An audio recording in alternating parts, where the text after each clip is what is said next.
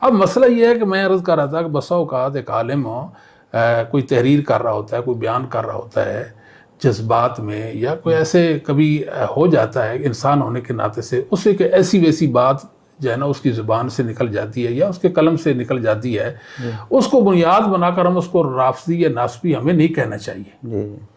جب ہم اس کی غلطی اس پر پیش کرتے ہیں تو فوراً تائب ہوتا ہے اور وہ رجوع کرتا ہے، اور کئی ایسے اگلے ایڈیشن میں اگر اس نے تحریر کیا تو کتاب سے نکالتا ہے، یا بیان کے حوالے سے تو وہ بیان اپنا ریکارڈ کروا دیتا ہے۔ انسانوں سے ایسی غلطیاں ہوتی رہتی ہیں۔ اب مسئلہ یہ ہے کہ عمر صدیق صاحب جو ہیں پہلے یہ خود کہتے تھے، یزید رحمہ اللہ یزید پر دعائے رحمت کرتے تھے۔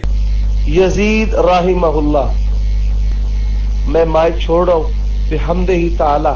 ہم نے جو 12 خلفاء ہے علی ترتیب، جن تک جو ہے وہ دین علی منہل النبوہ غالب رہا ہے اللہ کی توفیق رحمت سے۔ اب کیا کہتے ہیں وہ؟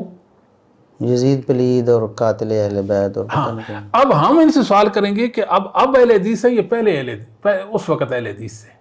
اگر عمر صدیق صاحب اپنے موقف سے بدل جاتے ہیں یا رجوع کر لیتے ہیں یا یو ٹرن لے لیتے ہیں، اس کو کیا باور ہم کرائیں گے؟ اس وقت آیا وہ اہل حدیث تھے یا نہیں تھے؟ ہمارا سوال یہ ہے نا جی۔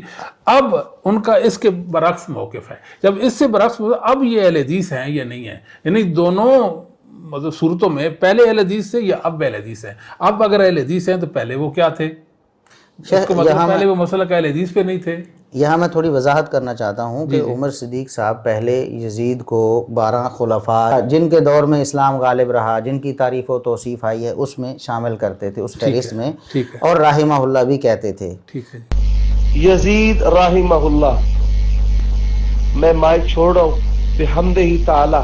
ہم نے جو 12 خلفاء ہے علی ترتیب، جن تک جو ہے وہ دین علی منہل النبوہ غالب رہا ہے اللہ کی توفیق رحمت سے۔